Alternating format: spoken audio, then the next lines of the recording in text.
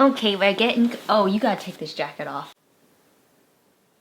You have 3 layers on. I'm cold. 4 layers if you count your I'm t-shirt. freezing. Take it off. Hello friends, welcome back to my channel. I have got a couple guest stars here on the channel.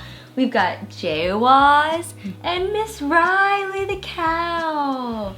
Today, I thought it'd be really fun since it is Valentine's Day, but also could apply really at any day of the year. We thought it'd be really fun to do a giving our best relationship advice video, and we probably want to start the video off by saying that we're just humans and we really don't have all the answers, and nothing that we say is really like fact. It's more so just like opinion and our take on marriage and relationships and just living a healthy life with another person or dog. But I asked you guys on my Instagram, I did a little Instagram question box for y'all to submit your questions, and we got so many questions, and I just want to give like a big round of applause for you guys who submitted questions, because we truly like we're reading through them and there are some really thoughtful questions. Like good questions. I thought some of them were gonna be like, I don't know, just like really shallow, but y'all really got into it, and so we're really excited to do this because we love these chit-chatty videos. And Miss Riley, yes, we sure do. Miss Riley just loves being on camera, don't you? She's like, no. She runs and hides. She's like, honestly, I would prefer that this would be. Oh no! Okay, so we can go ahead and just start off with the super easy one. How long have we been married? Almost 3 years. Coming up on 3 years in March 3rd. like 3-3. in 2 weeks-ish. Yep, March 3rd, 2018. We got married, and we will follow up with the second easy question, which is how long were we engaged before we were married? I think it was 6 months. It was 6 months. It was 7 months. We got engaged at the end of August. August. Was it the end of August or was it September 1st? No, it was end of August. It was August 30, and then. Are you sure?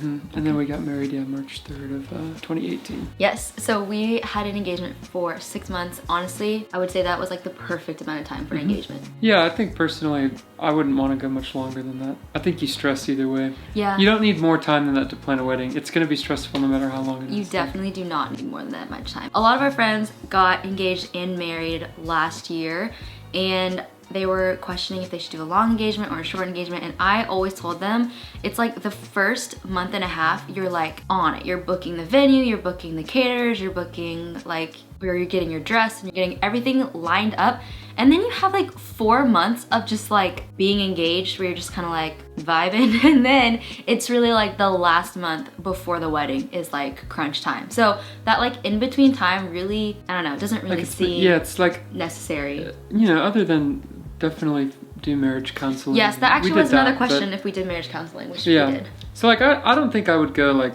shorter than that, but I guess like as far as like, do I need more time? Do you need a year? Do you need a year and a half? Not really. Not in our opinion. Yeah, not my opinion. Oh wait, we should say how old we were when we got married, because there's a lot of questions about getting married young. I was gonna say that one was one that stuck out to me. Okay, so when we got married, I had just turned 23. 22? No. How old was I? I was 22. Yeah. And you were still 21. I was 21. Oh my gosh. We actually got married younger than I thought we did. Yeah. I mean, we're only 3 months apart. Yeah. 3 months apart. So we got married like 2 weeks before my 22nd birthday. So. Yeah, so I was 22. I can't believe I don't know that. That's pretty sad. I was 22, he was 21, and kind of little backstory if y'all haven't watched our like other videos. We both dropped out of college after 2 years, so we technically had been out of school for 2 years? 2 years. Yeah, 2 years by the time that we got married. So it wasn't like we were fresh out of college. We had actually had time to like work full time, and we both like lived with roommates. So we had 2 years to really like live on our own and then also be in the workforce. Which that's not even, nobody even asked this question, but as just like, if we're just handing out advice. Yeah, this is just our relationship advice. Maybe marriage advice. I feel like it's super important to live as an adult on your own for at least a brief season, like pay rent by yourself. And I guess mostly I'm speaking to like, I don't personally feel like it's a great idea to go straight from your parents' house to being married, or straight from like a college dorm to being married. Which, I don't know if I've even talked about this on my channel before, but we had planned to, because I was living at home, and we had planned to get engaged and to like get married, and the OG plan was to like save as much money as we could. I was gonna live at home and then immediately get married and then live with him. But I personally felt like it would be really beneficial for me to just grow as an individual and as like a non-engaged person, to be able to live on my own, to pay rent, to pay utilities, and to like, I don't know, just get my feet wet on my own before we like came together. And so I think that was one of the best things that we chose to do. Totally. Yeah. Advice to people getting married young. I feel like my advice to that would be don't get married expecting that you or the person that you're getting married to is not going to change, because they just are. And especially when you're young. Especially when you're young. Yeah, and even when you're older too. But I think, yeah, especially like early 20s like we did, and we're still so young, like it's just sort of natural that you're going to grow and find not only new interests, but just like personal, emotional growth. All of those things will happen. And I feel like my advice would be sort of, if you're going to get married young, then I wouldn't have an expectation that like everyone's just going to stay exactly as you are when you meet or something, or when you get married. Totally, because I mean, we started dating in 2014, and from 2014 to now, I'm a completely different person, and so are you. 100%. And just our traits and even like emotion, like we've just changed a lot things as that we've we gotten value, older. Things that we value. So and over the course of your life, definitely expect the person that you love to change, and that's when you truly like fall in love with who they are as a person, not for what they do or what they can offer you. Totally. So that's actually really good. And that's, I guess, like, and I don't necessarily always mean that negatively too. Like it's exciting to get married young because you have the opportunity to grow together, which can be a really good thing. For you and I think it was a great thing. I think we've sharpened each other over the last years. And we've definitely changed and grown a lot together. But I could also totally see how that could be a scary thing if one person gets super into something that the other person isn't or something, and it could be confusing. But for us, at least, we've, I think, done a pretty good job of staying unified in that. Definitely not like a negative, because I do think like if I hadn't grown with you, I could have been a much different person now. Like I think you've refined me in a lot of ways, and I've refined you. And I think that we've just meshed really well and able to grow each other in a positive way. So I think that's a good point. Okay, so here's the next question that kind of goes along with changing. How have you two grown as a couple and individuals since you got married? The first thing that pops into my mind is like, and I really think this is for both of us, but is that I feel like our first year of marriage, I feel like we were both super obsessed with like hustling and goals and achieving, and we definitely are both very driven people, but I feel like we were, especially our first year of marriage, like really obsessed with, like, at the time for us it was getting out of debt, but just insert whatever goal you want to have. We're very goal oriented people. Yeah, and so things like everything we do. Like for me, like that looked like staying up till like 3 a.m. in my little bedroom studio making music, and me staying up till 3 a.m. editing videos. Totally. Things that like you can talk yourself into being like, oh, I'm just working hard, but like that's just unhealthy. Like there's no balance in that. And I feel like one thing that we've definitely grown together in is like we're both have really learned to value like a balanced, well-rounded life of like eating well and working out and pursuing the Lord like well personally and as a couple, and then obviously in our jobs as well. Yeah. Let me think. That's for me, work. That was great, that was beautiful. Thanks. Honestly, I was gonna, see, we're so in sync. I was gonna say the same thing, honestly, because it's just totally night and day, the things that we prioritize from our first year of marriage until now. Yeah, that first year of marriage, it was so like, I wanna see growth, and I wanna see career, and I wanna see X amount of money, and I wanna see this checked off by this age. It was very like, what can we do at all times to like get to some end goal quicker? And it really is the pandemic where things started to shift, where it was kind of like, what really matters? Like what is truly important to us? And I do feel like too, over the last few years, we've also just grown a lot in our faith and prioritizing that, and just like kind of falling in love with that again, because I feel like while we were so focused on the hustle, like a lot of that stuff had taken the back burner, and I don't know, I just feel like now we have gotten our priorities kind of in a line. I think for me it's like changing the question. I think our first year of marriage we were asking what can we do, and I think now we're asking who can we be. I feel like that's just a better question to ask yourself, like as you get married and as you journey through marriage, because asking yourself like who you're becoming has goals that sort of manifest with it, but it's not making the goals like the ultimate idol or whatever. I feel like that too is like a really healthy thing to maybe start thinking about as you're engaged is ask yourselves, like, who do we want to be as a family? Like, what do we want our morals to be? What do we want people to think of us when they think of like the Wozniaks or whatever family? Like, because I feel like before it was, like you said, always about like what we do and like just our jobs basically. Yeah. But now it truly is like, wow, like who do we want to be remembered as a unit, I guess, and what do we want our family to like stand for and represent? Yeah. And that's been really important to us lately, and that's definitely been a shift. Totally. How do you keep your relationship spicy? Spicy. Lots of frozen pizzas and cayenne pepper. Spicy. I think like, I don't know, I feel like with COVID, you're just kind of like in that routine. So like we really value our date nights, and even though like we're together most of the day and most of the week because we both work from home, I feel like it is important to separate out like what is just like, oh, we're just eating at home, and then like what's a date night. I think when we started to get in the routine of doing date nights weekly and not like pushing them off, I feel like that actually was like really helpful. Yeah. Because we used to be like, oh, we're like together all the time, so like we don't need to do that. I feel like there's a difference, and this is maybe not even what this question is asking, but making sure that you like make a distinction between like living life and like going like dating or whatever. Yeah. And how like, yeah, for us that looks like a Wednesday date night every week, and that's time where like we're not on our phones and we're not working together, we're not doing chores together, we're not working out together. It's a time where we're just like pouring into the other person relationally, and I feel like it's important because I think a lot of times I feel like for me at least, when we get in like weird spots, it's like because we're binging Netflix shows and we're calling it quality time, and it's just not, or we're like watching a show together, but like I'm on my phone, you know. It's just it's that really intentional time where it's like you cut out all the distractions and you focus on each other, and I think that is how you keep things spicy. Okay, question that I liked is tips for what's important to look for in a possible spouse, and what are some red flags? Well, if they have a dog, run. I had Riley before we got engaged. If they refuse to not buy a dog while you're dating.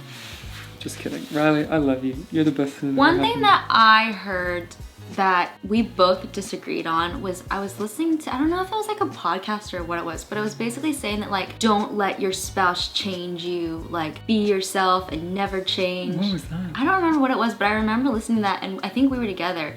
And that like that advice really like bothered us, because we were like, your spouse is gonna change you, and hopefully they're changing you for the better, but you don't want to go into a relationship so close-minded of like, if someone's trying to make me better, or like maybe even challenge a belief in like a health. Like I would say we challenge each other, we sharpen each other, we grow each other, and sometimes it's not pretty, and sometimes it's not like fun, and like you don't always feel good. But I think like, because we know that we love each other, we're doing things like bringing up questions or challenging hard things to sharpen the other person. And I think something that like maybe is a red flag to me is like, if you do get in a relationship with somebody who like doesn't want to be challenged or doesn't want to like be grown or changed, and obviously like you want to do that in a safe way, but I think having somebody who is receptive to growth, I guess, would be like a really healthy trait in somebody to me. And I feel like another way to say that is just like a person that walks in humility, like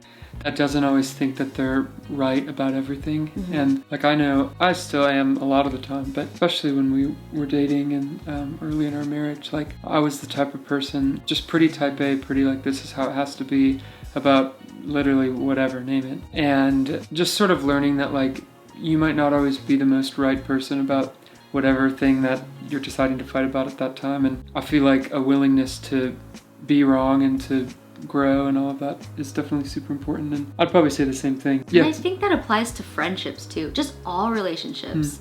Walking in humility, I mean, you will find yourself in so many friendships if you can just be the type of person who will be able to like admit that they're wrong, or like try to grow in any relationship. So biggest lessons of your first year of marriage? I don't know. Going to the gym does not mean you get to eat 4 frozen pizzas a week. Yes, that's honestly each, so not together, true. each. Yeah, we would eat our own frozen pizzas. Yeah, we'd eat our own. Is that actually your answer? It's an answer. Yeah, it's not. I think that's good. It's not a false one. I think that's great, honestly.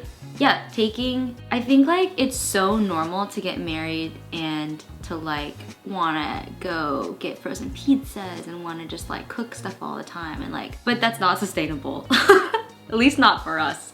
Okay, my biggest lesson was your outside relationships are so important. It's not just you two on an island, even though it can feel like it.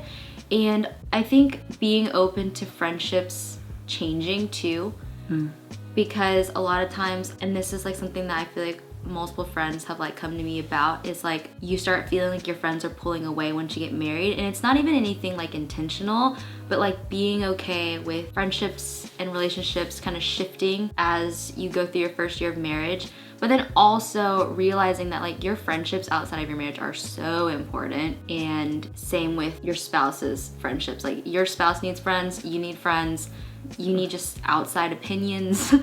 Totally. So I feel like it's really easy, especially in that first year, to like talk yourselves into anything kind of. You can sort of qualify anything as healthy if you both agree on it and you don't talk to anybody else about it. So I feel like as you're learning to navigate the world as a couple early on, obviously to make decisions on your own, but it's like helpful to have a filter and a friend. Or a to be mentor. Like, totally. I would highly suggest a mentor. Yeah, that too. Or like a married couple that can speak into stuff. For sure. Okay, thoughts on in-law relationships. My thoughts on in-law relationships are that it's not always going to be easy, because what you're doing is you're bringing together two different families. Like the way that I grew up, even though I would say we grew up relatively similar, totally different situations in the way that like our families disciplined, handled conflict. You are so morphed by your nature or your nurture more than you really realize. And I think that comes out a lot in your marriage, is when you start to realize, oh my gosh, like the way that you're like confronting me, like I'm not used to, because my family did something different. We discovered that a lot in our first year of marriage. And I think like when dealing with in-laws, to me, what's really important to remember is that like you leave and cleave. Like you're your own unit, you're your own family, and at the end of the day, in-laws are always gonna have opinions, and even if all opinions from your in-laws come from like the purest place to like better you and to like set you up for success, like you still at the end of the day have to agree as a family what's best for you. And also you have to remember too, like your in-laws are not living life with you. Like they are not seeing everything going on. So like they'll come in with their advice and they'll like speak what they know, but truly you and your spouse are the only people who know your relationship, know your situation, and know the ins and outs of your finances, of your needs, and all of that. Yep, I agree with all of that. Okay, how do you guys approach conflict and disagreement in your relationship? Well, I mean, usually I'm just 100% right, so we kind of just go into everything sort of knowing that, and then we're good, yeah. Try again. I don't know, how do we do that? I would say you and I are pretty honest people. Yeah, I guess what else? Nothing really goes unsaid. Yeah, from my perspective. Unless it's mean. Here's a conflict we're working through right now. From my perspective, what I've noticed about myself and what I'm actively trying to change about myself is that I used to, and when I have a weak moment, still do approach conflict with a heart of like, I need to fix this problem in Chloe. And I think a better way for me to approach conflict, or what serves you better, is me just hearing your side of whatever the issue is, instead of just trying to like get why I'm right across. I feel like if you can listen first, you can avoid a lot of, because I feel like a lot of times the thing that you're fighting about usually isn't even that big of a deal. You end up fighting more about the way that you handled something. At least you and I do, I feel like, because we don't really fight about, like, we fight about dumb stuff. I feel like it's not like foundational worldview things that we're like disagreeing on, like, and so I feel like our fights usually end up being more about like, why did you handle that like that or something. And I don't know, that's probably true. Mine. It's like, it like starts with a small problem, and then if we don't handle it well, it can escalate into like, like, why did you say it like that, or why did you respond like that. I think like for us, like our greatest strength and our greatest flaw is that we're both pretty honest, like to an extent. Like we're not like mean, like we won't say things that are just like mean to each other, but if something is bothering us, I feel like we're both pretty good about bringing it up, even though sometimes it's hard and sometimes we don't want to. We're definitely those types of people that like, we need to get it off our chest, and we can't let things, like we just can't let things fester if there is like a true problem. And I think that it kind of nips a lot of stuff in the butt, getting it out, versus like holding it and being like festering in Totally. And that's something I'm really grateful for about our marriage, is that I don't feel like either of us are actively making an effort to be that way. That's just like sort of how we are. And I think it also comes out of a place of security, knowing that He wants the absolute best for me. I want the absolute best for him. And so we feel that security in our marriage to bring up issues or to bring up questions about why someone did something. So I think that has to come out of like a safe place though. Totally. So, did you ever deal with any doubt, hesitation, and anxiety in saying yes to marrying Jason? Kind of vice versa. I was like, let's do it. Which is strange. Even on the wedding day, I wasn't even like really nervous. I was just like so excited. And I don't know if that's like a good thing or a bad thing. I think that's just how I felt. I was just like excited and I wasn't like, oh my gosh, what am I doing? He has a different side of the story. Whoa, was setting me up here. No, I was nervous. Not because of you. I think I was more nervous because I really felt the weight of the decision I was making. Huge decision. Like I didn't enter marriage like lighthearted really at all. Maybe I'm just that type of person. I don't really know. But I feel like 3 weeks before we were married, I was like, oh my gosh, am I making the right choice? Just to get married. Especially because we got married like 2 years before any of our friends did. And like, it was very lonely. The decision was lonely. And so I remember feeling like stressed about it, but really not because of anything you were doing or not doing. More so, I was just like, oh my gosh, this is such a big life change. That's like, good though. Feeling the weight of what you're about to do. Because it's a huge, I mean, it's a lifelong commitment. So you better totally really think about it. Yeah. Before you just jump right in. But no, I mean, honestly, I was just like stoked to be there. Still stoked to be here. Well, same. What do you do to continue to grow in your faith together? We pray together. We read our Bibles together. Not really together. We actually read in separate rooms because we like to do like silence and solitude, like being alone with the Lord. Is important to us. So we actually go in different rooms to do Bible and journal, but we discuss over breakfast what we journaled, just open conversation all the time about what we feel like the Lord is saying to us or something that we're struggling with or anything like that. One thing I will say though that I'm so glad we started doing this is when problems come up or fights or like one of us is feeling anxious, we just pray about it immediately. And that is something that we did not start doing until the last 6 months. We used to just kind of like try to help each other the whole time and like talk through it. But now we've just like stopped blabbing our thoughts and opinions and have truly just like, we just take it to the Lord now. Yeah. And that's something that I feel like I wish we had done years ago. Totally. Yeah, it comes back to that place of humility, right? And saying that, who knows how to fix this better? Me or the Lord? Totally. And a lot of times when you do just stop and pray about it, you just feel so much more peace. Even though the situation hasn't changed, you're like, okay, like God is with us in this and we're gonna figure it out. And like if it's an individual problem, then like it's so helpful to like stop and pray for your spouse. Even though you're like, is this gonna really help? Like it really does. Totally. Okay, we've got time for one more. If you guys want to see a part 2, leave us a comment down below, but we gotta stop because this is getting absolutely ridiculous. We are famously known for our very long chatty videos. Last one that we're gonna end on. We're very famous for that. Anyways. Nobody knows who we are. We literally could not matter. We could not be. True. Okay, how do you discuss finances before marriage?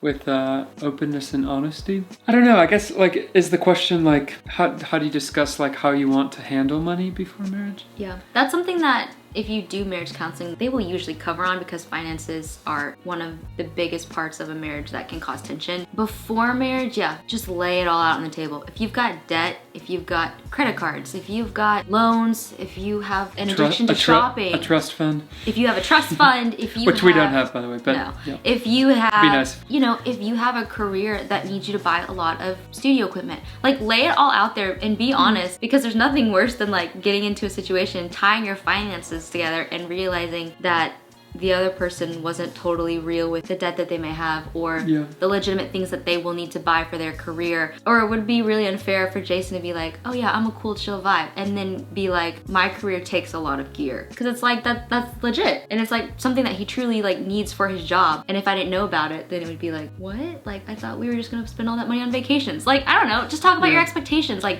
do you expect vacations every year? And if you do, what kind of vacations are you talking about? Because we grew up with different kinds of family vacations. I went on cruises with my family, big cruise family. He went on fun camping trips and like road trips. So like discuss literally everything you can before. Yeah, I feel like just trying to figure out unified goals is super important, like unified money goals specifically, and not necessarily like X amount of income per year, more so like for us and probably most people, like we all have debt, right? And for us, like a huge thing was just getting on the same page about us being interested and willing to pay off debt and wanting to do that. And I'm personally in the camp, it's super important to unify your finances when you get married, because I think having unified goals is very unifying in and of itself. I feel like one thing though that was really important was like understanding each other's comfort zone with money too. That's good. And one thing that was very different with us is I was like, I need to see X amount of money in my savings to know that I am okay and I'm not stressed. And his number was very different than mine. And so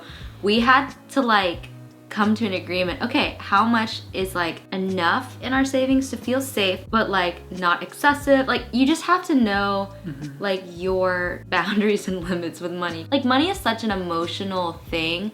Like how you choose to spend your money, how you choose to save your money, it's all tied to emotions and fears and dreams. If you love to save your money, like sometimes, at least for me, it comes out of a fear of what if one day I don't have, or what if one day this falls apart, or like I'm always like saving money and hoarding money so that I like can protect myself from the future. But that might not be normal for other people. Like, so it's just more so like communicating why you do the things you do and why you feel like you need X amount of money, or why you feel like you don't need X amount of money, and like putting words to that I think is important. Totally. And oftentimes you end up meeting in the middle, because I love saving. He's a big saver now. And it's not that I wasn't a saver before. I was in college and I worked at a coffee shop, but I just didn't make any money, you know? Yeah.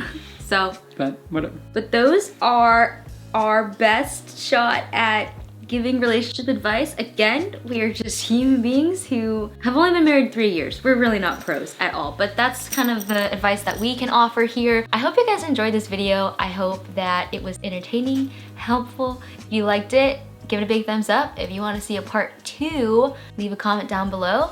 And if you are new here and you want to stick around and you somehow sat through that entire video to make it to this outro, be sure to hit that subscribe button. And we will see you in the next one very, very soon. Bye! Nice, Riley. You were gold there at the end.